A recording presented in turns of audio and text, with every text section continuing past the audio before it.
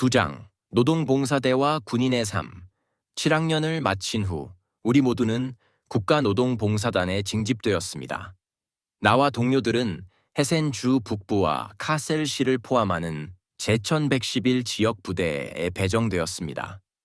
이 부대의 상징은 참나무 가지였으며 이는 헤센의 풍부한 산림 자원을 상징하는 것이었습니다. 노동봉사제도는 국가사회주의 지도자들이 처음 고안한 것이 아니었습니다. 그들은 이 제도를 불가리아에서 말하자면 훔쳐온 것이었습니다. 제1차 세계대전에서 패배한 후 불가리아는 독일과 동맹을 맺었지만 군대를 감축해야 했고 심각한 경제 위기에 직면했습니다. 이에 따라 1920년 불가리아는 의무 노동 제도를 도입하여 해마다 전체 인구의 약 30%를 무급으로 공공사업에 동원했습니다. 특히 도로 포장과 같은 작업이 주된 목적이었습니다. 이를 통해 실업자들을 활용하여 저비용으로 필요한 프로젝트를 수행할 수 있었고, 동시에 젊은이들을 충성스러운 시민으로 교육할 수도 있었습니다. 이러한 불가리아의 정책은 독일의 보수적인 정치인과 경제학자뿐만 아니라 중도좌파 세력에게도 주목받았으며 독일에서도 이를 도입해야 한다는 주장이 제기되었습니다. 그러나 독일에서 국가노동봉사대 법이 공식적으로 제정된 것은 1935년 6월 26일이었습니다. 이 법은 노동봉사대를 경제적 도구로 활용하는 동시에 국가사회주의 이념에 따른 교육수단으로 자리 잡게 했습니다.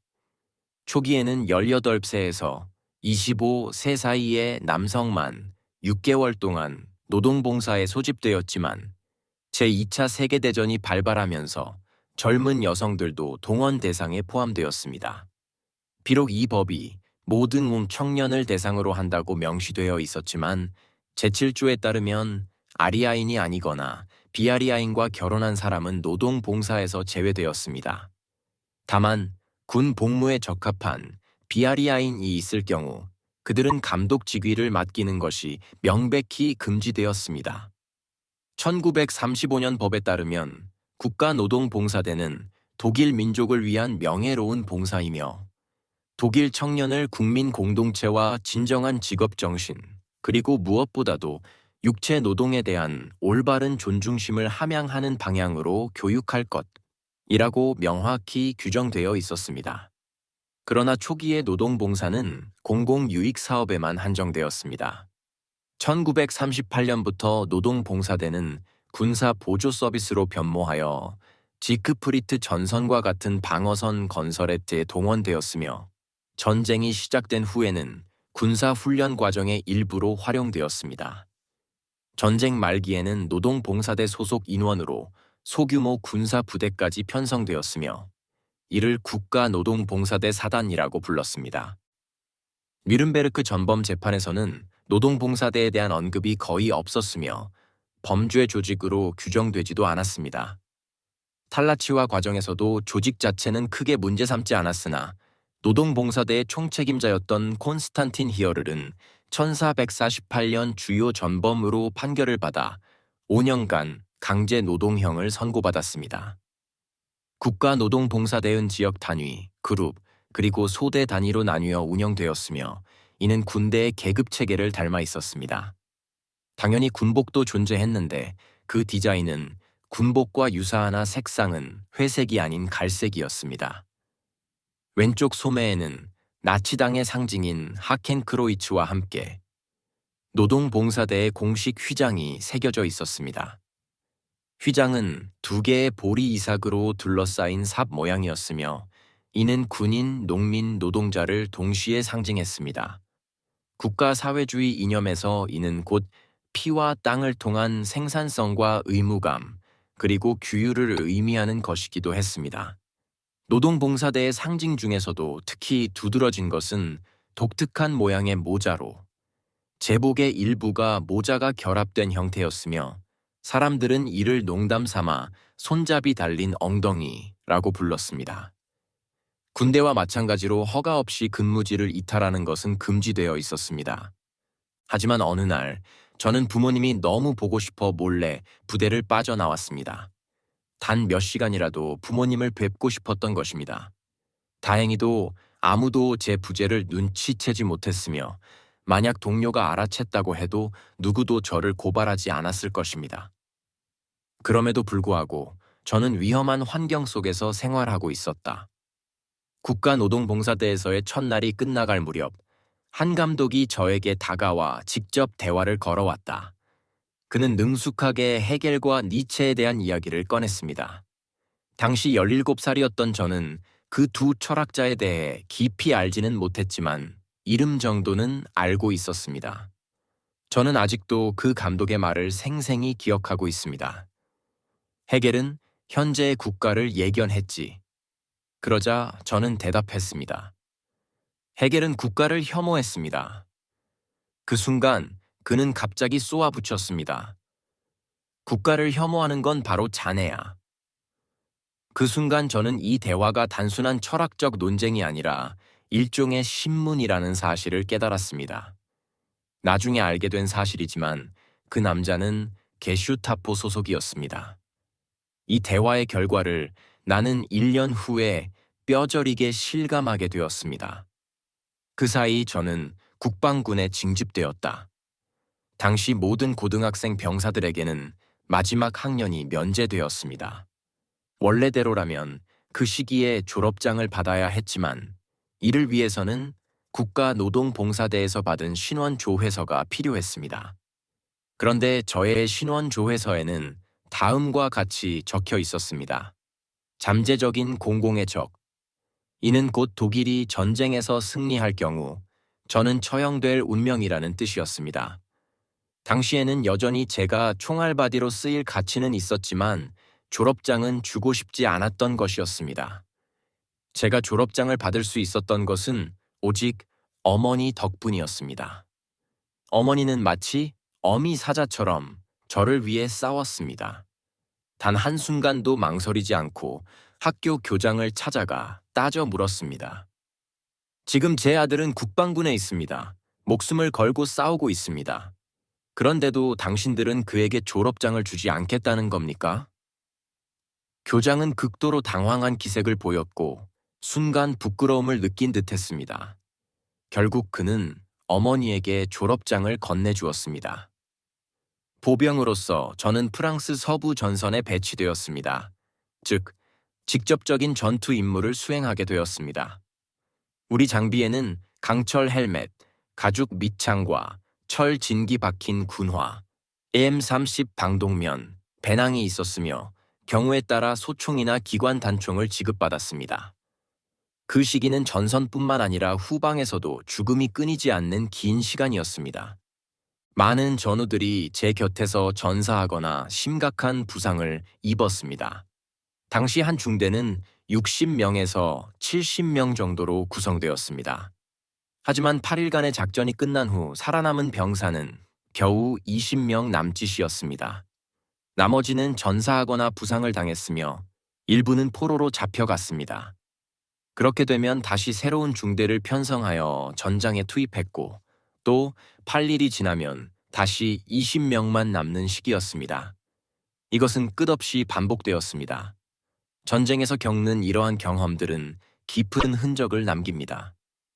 하지만 전시 상황에서는 그것이 일상의 일부일 뿐이었습니다. 애도할 여유조차 없었습니다. 모든 중대는 하나의 공동체였습니다.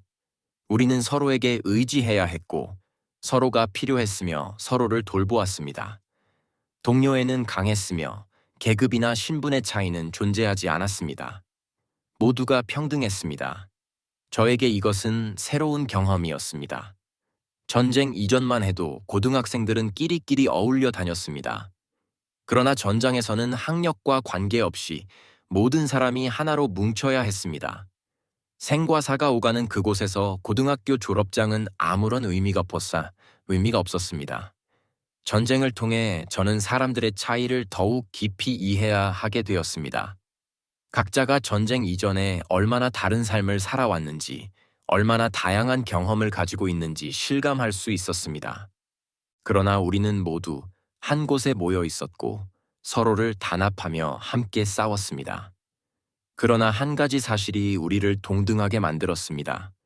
우리 중 누구도 젊은 시절을 가지지 못했다는 사실입니다. 히틀러와 그의 전쟁 조장자들이 우리의 청춘을 빼앗아갔습니다. 이후 세대에서 중요하게 여겨진 자아 발견의 기회조차 없었습니다. 가끔 저는 그 세대가 우리, 즉 젊은 시절을 빼앗긴 세대와 묘하게 연결되어 있다고 생각합니다. 마치 우리가 누리지 못한 것들을 그들이 열정과 강렬함으로 되찾으려는 듯 보였습니다. 학생혁명과 코민일, 비틀즈와 롤링스톤스, 히피 운동과 플라워 파워, 이 모든 것이 거의 전 세계적으로 태풍처럼 불어닥쳐 기존 사회의 규칙과 규범, 금지로 가득 찬 질서를 뒤흔들었습니다. 상상해보라, 전쟁이 났는데 아무도 싸우러 가지 않는다. 라는 구호는 우리 세대와는 얼마나 동떨어진 것이었던가요?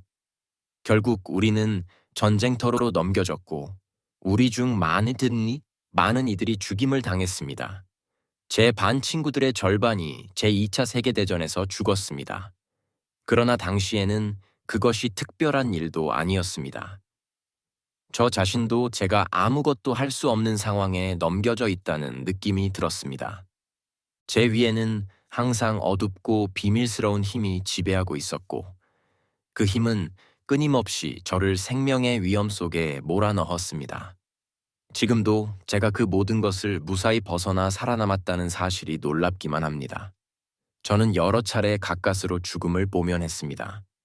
예를 들어, 탈출할 다른 방법이 없어 어쩔 수 없이 지뢰 밭을 가로질러야 했던 적도 있었습니다. 죽음은 언제나 우리 곁에 있었습니다. 언제든 총에 맞아 쓰러질 수 있었고, 다음 전투에서 살아남을 수 있을지조차 알 수 없었습니다. 운 좋게 살아남는다면 잠시 안도의 한숨을 내쉴 수 있을 뿐이었습니다. 모든 것은 오직 현재의 순간에 집중되어 있었습니다. 그러나 이처럼 죽음이 늘 가까이 있었기에 우리는 점점 죽음을 두려워하지 않게 되었습니다. 지금까지도 저는 죽음을 가까이에서 경험한 것을 낯설게 느끼지 않습니다. 덕분에 저는 죽음을 무서운 것으로 생각하지 않으며 제 마지막 순간도 담담히 받아들일 수 있습니다. 동시에 죽음과의 친밀함은 제 삶을 더욱 강렬하게 만들었습니다. 이는 전쟁에서 살아남은 대부분의 사람들이 공유하는 경험입니다. 이들은 특별한 힘과 삶을 받아들이는 태도를 지니고 있으며 스스로 자신의 존재를 형성해 나갑니다. 그렇지 않았다면 폐허 속에서 일하던 여성들은 어떻게 밤새 폭격으로 무너진 건물 더미를 치우고 벽돌에서 모르타르를 제거할 힘을 낼 수 있었겠습니까? 오랜 포로 생활로 쇠약해진 군인들은 어떻게 완전히 무너진 상태에서 새로운 삶을 만들어갈 힘을 찾을 수 있었겠습니까? 사람들은 자신의 운명, 어쩔 수 없이 숙달해야 하는 과제, 그리고 고통의 극복을 통해 힘을 얻습니다. 또한 마치 보이지 않는 원이 그들을 둘러싸고 있는 것처럼 그들에게 힘과 깊이를 부여하는 것은 무엇보다도 그들과 연결된 사람들인 것 같습니다. 예를 들어 홀로코스트 생존자들은 자신들의 운명과 얽혀있던 죽은 자들에게 둘러싸여 있는 것처럼 보이며 마치 그들과 함께 현재에도 침묵의 힘을 이루고 있는 것처럼 느껴집니다. 그것은 마치 아직 살아있는 생존자들이 이미 죽은 자들에게도 속해 있으며 생존자들 속에서 죽은 자들이 기억되고 동시에 우리에게 더욱 강력하고 어두운 또 다른 현실을 상기시키는 것과 같습니다. 우리는 전쟁에서 살아남은 군인들에게서도 비슷한 것을 볼 수 있습니다. 그들은 수많은 죽은 자들과 연결되어 있었고 살아남은 후에도 죽은 자들 곁에 남아있는 것 같습니다. 그것이 친구이든 적이든 그들에게 둘러싸여 있습니다. 저 자신을 돌아보면서 다른 사람들이 비난했던 결정들을 내릴 수 있었던 저의 힘이 어디에서 왔는지 생각하게 됩니다. 그것은 결국 죽음과 가까이 맞닿았던 경험에서 비롯된 것이 아니겠습니까? 그러한 결정들은 이후 제 삶의 방향을 결정짓는 데 중요한 역할을 했습니다. 저는 많은 이야기를 써왔습니다. 그중 하나는 바로 죽음과의 가까운 관계에 대한 이야기입니다. 손님. 아주 먼 곳, 한때 서부 개척지였던 광활한 황야를 한 남자가 배낭을 메고 걸어가고 있었습니다. 몇 시간 동안 걷다 보니 태양은 머리 위에 이르고 갈증은 점점 심해졌습니다. 그때 저 멀리 농장이 하나 보였습니다. 하나님 감사합니다. 그는 생각했습니다. 드디어 이 적막한 곳에서 누군가를 만나는군. 저기 가서 마실 것을 좀 얻어야겠다. 어쩌면 마당에서 함께 앉아 대화를 나눈 뒤 다시 길을 떠날 수도 있겠지. 그는 상상만으로도 기분이 좋아졌습니다. 그러나 가까이 다가가 보니 농부가 집 앞 정원에서 일을 하고 있었습니다. 그 순간 그는 문득 망설이기 시작했습니다. 저 사람은 아마도 할 일이 많을 거야. 내가 가서 부탁하면 방해가 될 수도 있겠지. 혹시나 무례하다고 생각하면 어쩌지. 결국 그는 정원 앞에 문까지 다다랐지만 농부에게 가볍게 손짓만 하고는 계속 걸어갔습니다. 한편 농부는 먼 곳에서부터 이 낯선 일을 발견하고 기뻐했습니다. 하나님 감사합니다. 그는 생각했습니다.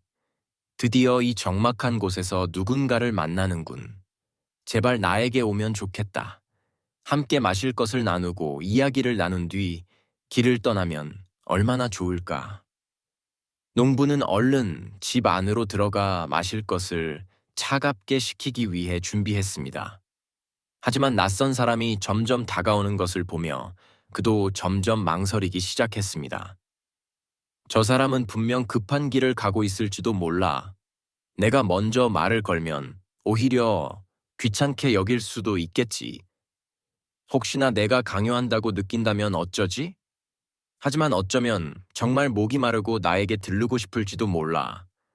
그래, 그냥 집 앞 정원에서 일하는 척 해야겠다. 그러면 그가 정말 오고 싶다면 말을 걸겠지. 그러나 낯선 이는 가볍게 손짓만 하고는 그대로 지나쳐 갔습니다. 안타깝군. 농부는 속으로 아쉬워했습니다. 낯선 사람은 다시 길을 떠났습니다. 태양은 더욱 높이 떠올랐고 그의 갈증은 더욱 심해졌습니다. 그리고 몇 시간 후 또 다른 농장이 시야에 들어왔습니다. 이번에는 스스로에게 다짐했습니다. 이번에는 무조건 농부에게 가겠다. 방해가 되든 말든 상관없다. 나는 너무 목이 말라서 반드시 물을 마셔야 한다. 그러나 이 농부 또한 멀리서 낯선 이를 보고 생각했습니다. 제발 여기에 오지 않았으면 좋겠군. 일이 산더미 같은데 다른 사람을 상대할 여유가 없다. 그리고 그는 고개를 들지도 않은 채 내게 계속해서 자신의 일을 했습니다. 낯선 이는 들판에서 일하는 농부를 보고 곧장 다가가 말했습니다. 제가 너무 목이 마릅니다. 부디 마실 것을 좀 주실 수 있겠습니까? 농부는 속으로 생각했습니다. 이것을 거절할 수는 없지. 결국 나도 인간이 아닌가. 그는 낯선 이를 집으로 데려가 마실 것을 내어 주었습니다. 낯선 이는 물을 마신 후 말했습니다. 길을 오면서 선생님의 정원을 보았습니다. 식물을 잘 알고 사랑하는 분이라는 것이 한눈에 보입니다. 식물들이 무엇을 필요로 하는지도 잘 아시는군요. 농부는 대답했습니다. 당신도 식물에 대해 뭔가 아는 것 같군요. 그는 자리에 앉았고 두 사람은 한참 동안 이야기를 나누었습니다. 잠시 후 낯선 이는 일어나며 말했습니다. 이제 가야 할 시간이 되었군요. 그러나 농부는 그를 보내고 싶지 않았습니다. 해가 이미 저물었습니다. 오늘 밤은 여기서 묵고 가십시오. 그러면 저녁이 지나기 전에 이 베란다에 앉아 더 많은 이야기를 나눌 수 있지 않겠습니까? 내일 아침 떠나도 늦지 않습니다. 낯선 이는 이를 받아들였습니다. 그날 밤 두 사람은 베란다에 앉아 있었습니다. 광활한 대지는 늦은 햇살 아래 조용히 빛나고 있었습니다.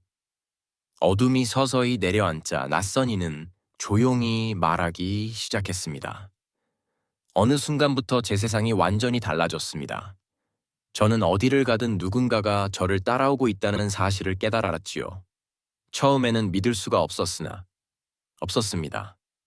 정말 누군가가 나와 함께 걸으며 내가 멈추면 그도 멈추고 내가 일어서면 그도 일어선다는 것을 말입니다.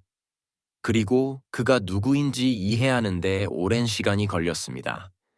낯선 이는 잠시 말을 멈춘 뒤 낮고 조용한 목소리로 이어갔습니다. 제 곁을 항상 함께하는 동반자는 바로 죽음입니다.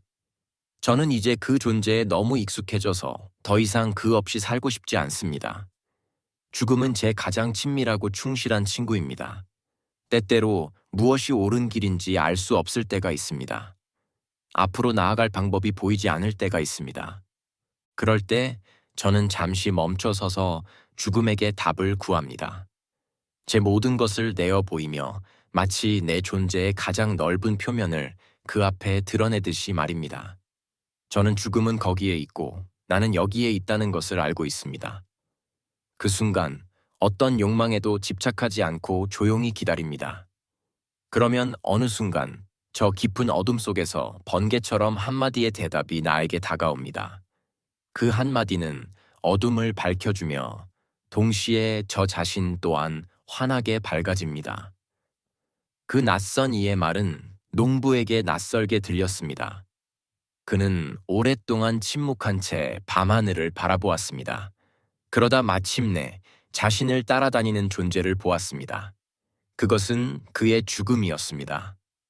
그리고 그는 그 앞에 조용히 고개를 숙였습니다. 그 순간 남아있는 그의 삶이 변화한 듯 느껴졌습니다. 마치 사랑처럼 소중하고 충만한 것으로 변한 듯 했습니다.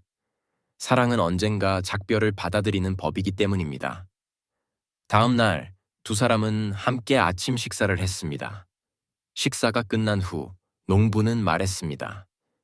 당신이 떠나더라도 나는 친구와 함께 있을 것이라고 말했습니다.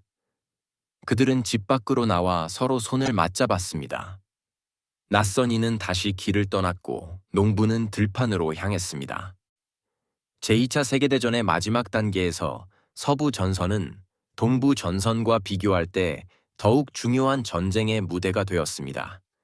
1944년 6월 6일 미래의 미국 대통령이 될 드와이트 D. 아이젠하워 장군의 지휘 아래 서방 연합군이 노르망디에 상륙하여 프랑스와 벨기에를 해방시켰습니다.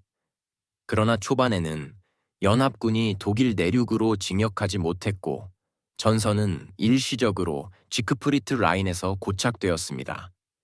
주요 전투 지역은 아헨 동쪽이었으며 이곳에는 약 18,000명 규모의 4개 사단과 막시밀리안 라이허 대령이 지휘하는 주둔군이 배치되어 있었습니다. 저 또한 그들 중 한 명이었습니다. 1944년 9월 12일 미군 제7군단이 독일 국경을 넘어섰습니다. 10월 초, 같은 미군의 제19군단이 아헨을 공격하기 시작했습니다. 당시 약 13,000명의 독일 국방군과 제대로 훈련받지 못하고 무장도 열악했던 폭스슈투름 소속 1,000명의 병력으로 미국군과 맞서야 했습니다. 그러나 압도적인 전력 차이 속에서 독일군은 치열한 전투 끝에 1944년 10월 21일 결국 항복했습니다. 이 전투에서 미군은 2,000명이 전사하고 2,000명이 부상을 입었습니다. 반면 독일군은 알레망에서 4,000명이 전사하고 2,000명이 부상을 당했습니다. 즉 독일군 병사 3명 중 1명이 전사하거나 부상을 입었던 것입니다. 그러나 저는 아헨 대전투에서 그것도 무사히 살아남았습니다. 죽음을 면한 자들은 결국 미군의 포로가 되었습니다. 저 또한 그렇게 포로가 되었습니다. 전쟁 포로 1,600명과 함께 저는 벨기에 샤를루아에 있는 한 수용소에 갇혔습니다. 그곳은 동시에 미군의 대규모 보급 창고이기도 했으며 수많은 철도 선로가 연결된 거대한 물류 기지였습니다. 우리는 매일 10시간씩 중노동을 해야 했습니다. 제가 그곳에 갇혀있던 1년 동안 우리는 약 100만 톤에 달하는 식량 보급품을 기차로 실어 나르는 작업을 수행했습니다. 아헨 함락 이후 아이젠하워와 그의 군대는 루르 강을 따라 동쪽으로 진격하며 전선을 확대했습니다. 1945년 1월과 2월, 미군은 독일 방어선을 돌파하고 북쪽으로 전진하는 데 성공했습니다. 수용소에서의 식사는 끔찍했습니다. 아이젠하워의 특별 지시로 인해 우리의 하루 배급량은 절반으로 줄어들었습니다. 이는 나치가 운영했던 강제 수용소에서 자행된 범죄가 연합군에 의해 밝혀진 이후의 조치였습니다. 아이젠하워는 독일 전쟁 포로를 공식적으로 비무장 적군으로 분류할 것을 명령했습니다. 1944년 7월 23일 마이다네크 강제 수용소가 소련군에 의해 해방되었고 1445년 1월 27일에는 아우슈비츠 수용소가 해방되었습니다. 이어서 4월 11일에는 부헨발트, 4월 29일에는 다하우 수용소가 해방되었습니다. 이는 그중 일부에 불과했습니다. 우리에게 아이젠하워의 명령이 의미하는 바는 명확했습니다. 우리는 1929년 제네바 협약의 보호를 받지 못한다는 것이었습니다. 그 협약은 포로들에게 적절한 대우, 숙소, 그리고 식량을 제공할 것을 규정하고 있었습니다. 그러나 우리는 이제 공식적인 전쟁 포로가 아니라 비무장 적군으로 간주되었습니다. 우리가 이에 대해 항의할 권리가 있었을까요? 전혀 없었습니다. 나치 정권은 소련군 전쟁 포로 10만 명을 굶겨 죽이는 것을 감수했고 수백만 명의 민간인을 강제 노동에 동원했습니다. 수용소에서 살아남기 위해서는 음식을 훔쳐야 했습니다. 우리가 지급받는 최소한의 식량으로는 매일 무거운 상자와 짐을 나르는 강도 높은 노동을 감당할 수 없었습니다. 그러나 음식을 훔치다 발각되면 가혹한 처벌을 받았습니다. 도둑질로 적발된 자들은 30일형을 선고받았습니다. 10시간 노동 대신 하루 12시간 노동을 해야 했습니다. 밤에는 50명이 작은 방에 갇혀 있었으며 앉을 공간조차 없었고 누울 수 있는 것은 더더욱 불가능했습니다. 식량 배급은 더욱 줄어들었습니다. 아침에는 크래커 5개, 점심에는 4개, 저녁에는 다시 5개가 전부였습니다. 30일을 버틴 사람은 없었습니다. 대부분이 열흘에서 나흘 후에 죽었습니다. 절망한 5명의 동료가 탈출을 시도했습니다. 그러나 모두 붙잡혔고 벽에 세워진 채 총살당했습니다. 물론 저 또한 음식을 훔쳤습니다. 선택의 여지가 없었습니다. 처음으로 붙잡혔을 때 저는 5일 만에 감옥에서 풀려났습니다. 이유는 몰랐습니다. 이후 다시 한번 음식 절도로 적발되었습니다. 그때는 겨울이었으며 처벌은 더욱 가혹해졌습니다. 보통은 먼저 구타를 당한 뒤에 자신이 죽으면 묻힐 무덤을 파야 했습니다. 그 후에는 머리를 삭발당하고 창문이 없는 막사에 감금되었습니다. 당연히 밤에 지낼 담요 같은 것은 제공되지 않았습니다. 식사는 빵과 물이 전부였습니다. 그러나 이번에도 이상한 일이 벌어졌습니다. 저는 구타당하지도 않았고 머리도 삭발되지 않았습니다. 그때 저는 속으로 생각했습니다. 만약 내가 삭발되지 않는다면 이것은 내게 주어진 도망쳐야 한다는 신호다. 그리고 결국 그렇게 되었습니다. 그 시기 한 미군 병사가 항상 제 곁에서 경비를 섰습니다. 그는 마치 저를 보호하는 듯 제 앞에 서 있었습니다. 왜 그랬을까요? 제 동료들은 종종 그를 조롱했습니다. 우리가 그가 독일어를 이해하지 못한다고 생각했기 때문입니다. 저 녀석은 틀림없이 동성애자야. 그들은 그렇게 말하며 비웃었습니다. 때로는 그의 붉은 머리를 두고도 놀려댔습니다. 저는 그들에게 그렇게 말하면 안 됩니다. 라며 그런 경멸적이고 무례한 말을 항상 그만두라고 권고했습니다. 다른 사람을 오만하게 대하는 사람은 결국 그들과의 연결을 잃게 됩니다.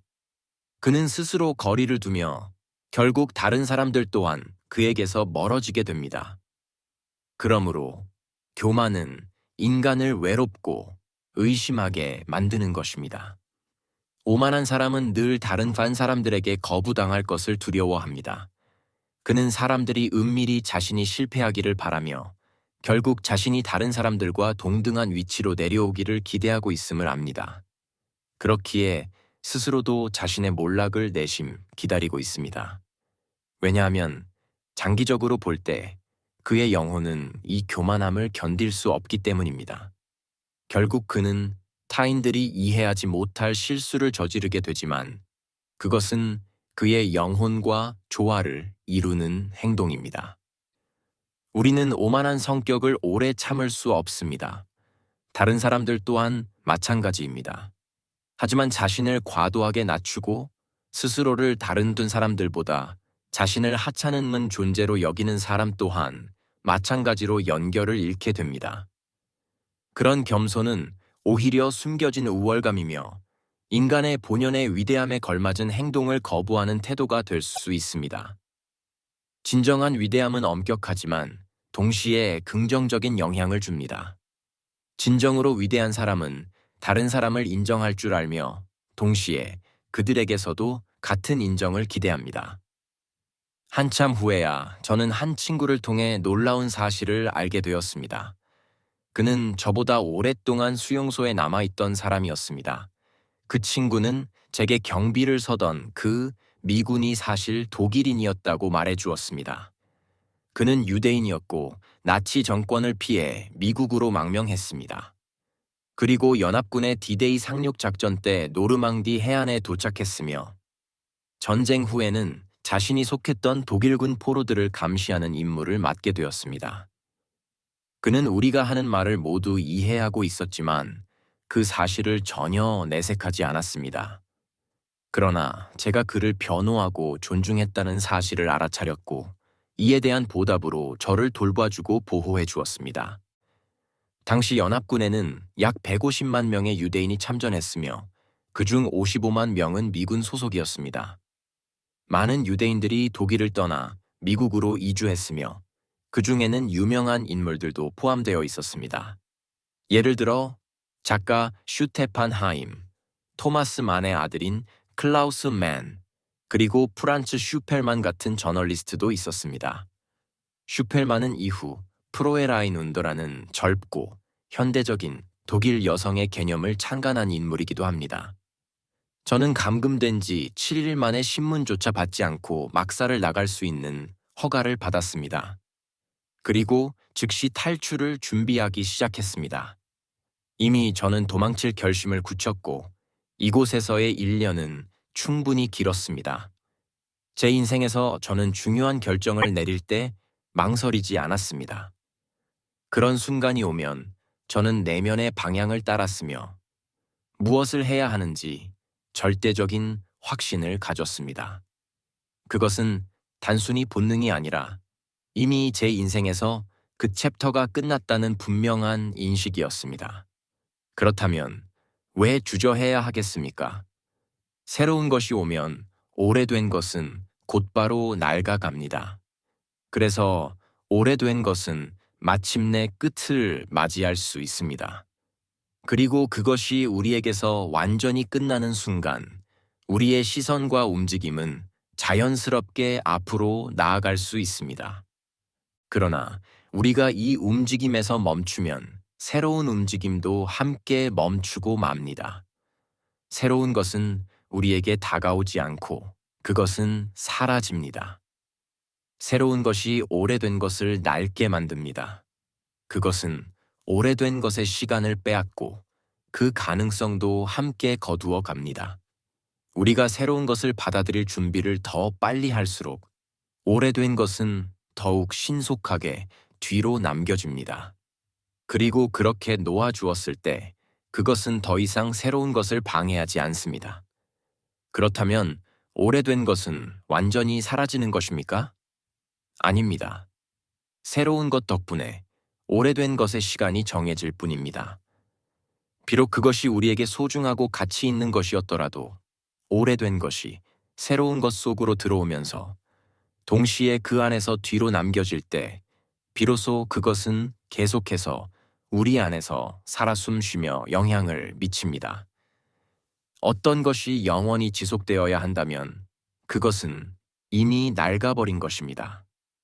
그것은 오래된 것의 형태로 머물 뿐 새로운 것을 위한 공간을 열어주지 않습니다.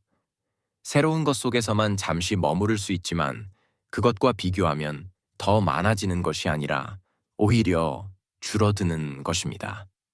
새로운 것은 오래된 것을 새롭게 합니다. 다만 그것이 새로운 것으로 대체되는 것은 그 자체가 다음 새로운 것 앞에서 사라질 때까지입니다. 오래된 것은 새로운 것 속으로 들어가면서 그 안에서 흡수됩니다. 우리의 시선과 움직임이 앞으로 나아갈 때 그것은 어디를 향하는 것입니까? 그것은 오래된 것에서 벗어나 앞을 향해 나아갑니다.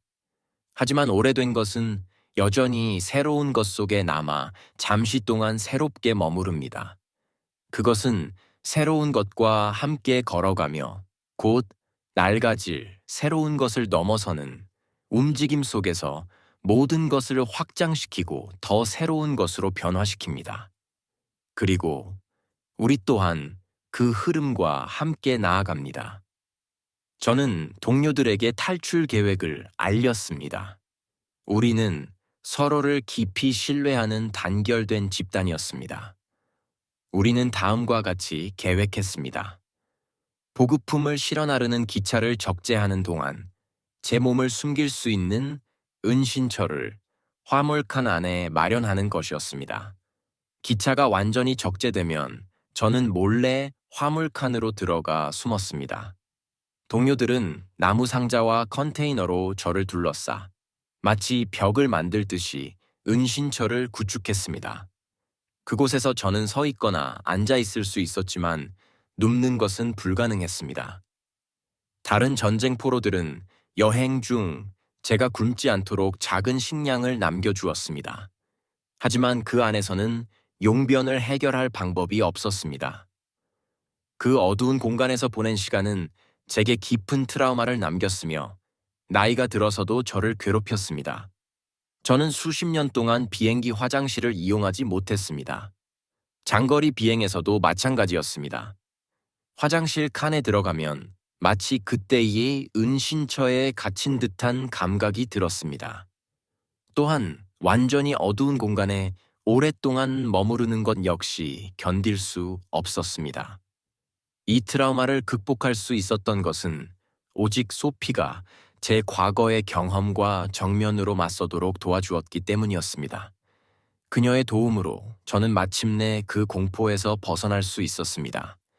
제 실종은 오래 숨겨지지 않았습니다. 당연히 그들은 제가 기차 어딘가에 숨어 있을 것이라고 생각했습니다. 밤이 되자 저는 미군 병사들이 화물칸 사이를 지나며 저를 찾는 소리를 들었습니다. 기차 어딘가에 빌어먹을 독일인이 있다. 기차는 수용소 근처의 주차장에 하루 동안 정차해 있었지만 저는 발견되지 않았습니다. 이는 기차에 약 200여 개의 화물칸이 있었기 때문입니다.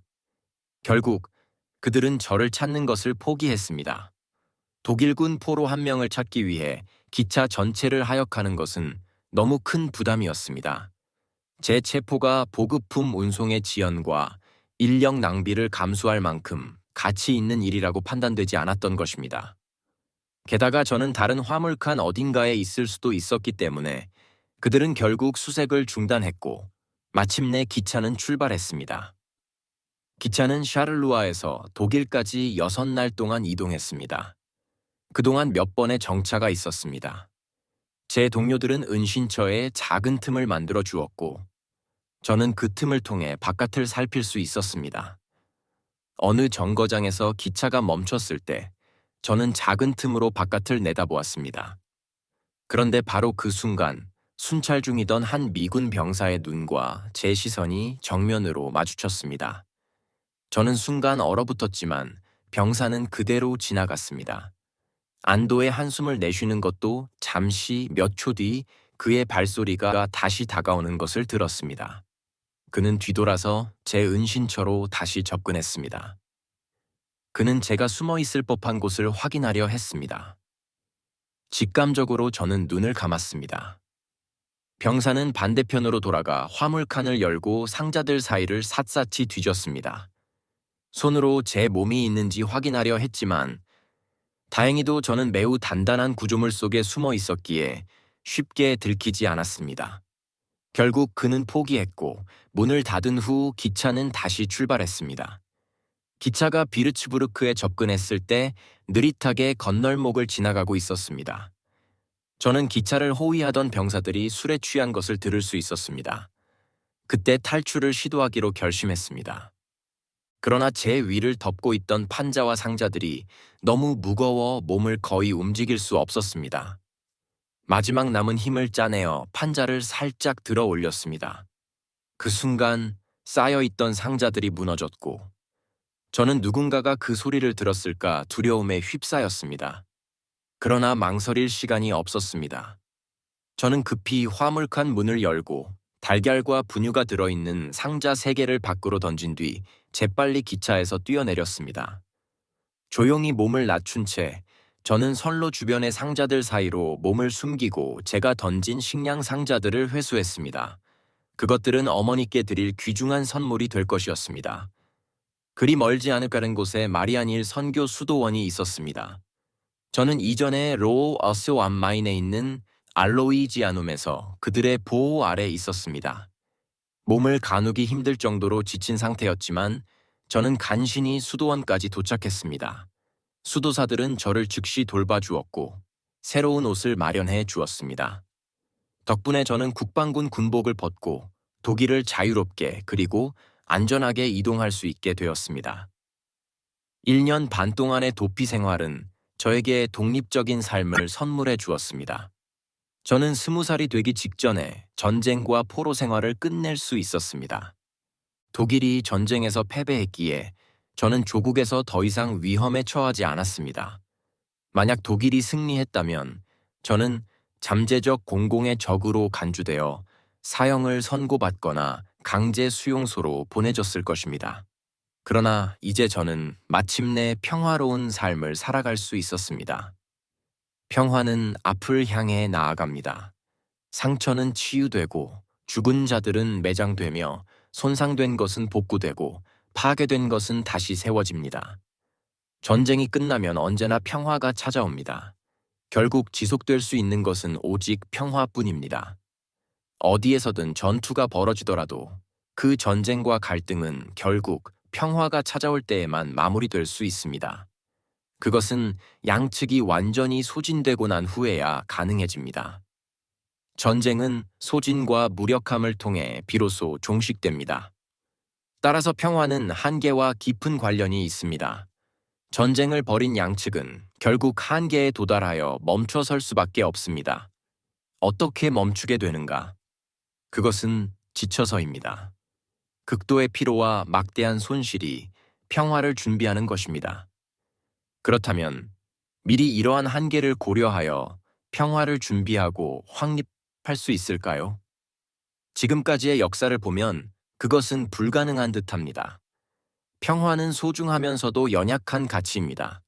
그렇다면 그것이 지속적인 미래 속에서 유지되려면 무엇이 필요할까요? 전쟁을 벌였던 당사자들이 서로 공통의 목표를 위해 협력해야 합니다. 그러기 위해서는 서로를 더욱 필요로 하게 되고 서로에게 의존하고 있다는 사실을 인정해야 합니다. 그렇다면 평화를 가장 위협하는 것은 무엇일까요? 그것은 오만함입니다. 마치 누군가가 혹은 어떤 존재가 다른 이들보다 우월하다는 듯한 태도입니다. 대체로 이러한 오만이야말로 가장 거대한 갈등을 촉발하는 근본적인 원인입니다. 비르츠부르크에서 출발한 저는 부모님이 계신 카셀로 향했습니다. 집 문 앞에 갑자기 나타난 저를 보고 어머니는 크게 놀라셨습니다. 충격을 받은 듯 그녀는 급히 의자에 앉아 깊이 숨을 들이쉬며 가슴에 손을 올렸습니다. 그리고 떨리는 목소리로 말했습니다. 나는 네가 죽었다고 생각했다. 그리고 러시아에서 실종된 로베르트가 살아남았을 거라고 믿었다. 어머니가 돌아오기를 기다린 사람은 저가 아니라 실종된 형이었습니다. 아마도 그녀는 무의식적으로 형을 더 사랑했는지도 모릅니다. 그러나 살아남은 사람은 나였습니다. 몇 년이 지나서야 저는 형의 죽음에 대한 더 많은 정보를 얻을 수 있었습니다. 고향인 라이멘을 방문했을 때 알베르트의 아내가 제게 말했습니다. 믿을 수 있나요? 오늘 알베르트가 공동묘지에서 한 남자를 만났는데 그 사람이 러시아의 포로 수용소에서 라이멘 출신의 헬링거라는 사람과 함께 있었다고 했어요. 저는 즉시 그 남자를 찾아가 이야기를 들었습니다. 그는 그 사람이 제 형이 맞다고 확신하며 형이 죽는 순간까지 함께 있었다고 말했습니다. 형이 있던 거대한 포로 수용소에서 겨우 20명만이 살아남았다고 했습니다. 그 외 거의 모든 포로들은 루르 지역에서 목숨을 잃었습니다. 저는 얼마 동안 부모님의 집에 머물렀습니다. 탈출한 지 6주 후 저는 다시 비르츠부르크로 돌아갔습니다. 그리고 마리안힐 선교 수도회에 입회하였습니다. 제 인생에서 새로운 그리고 결정적인 한 시기가 시작되고 있었습니다.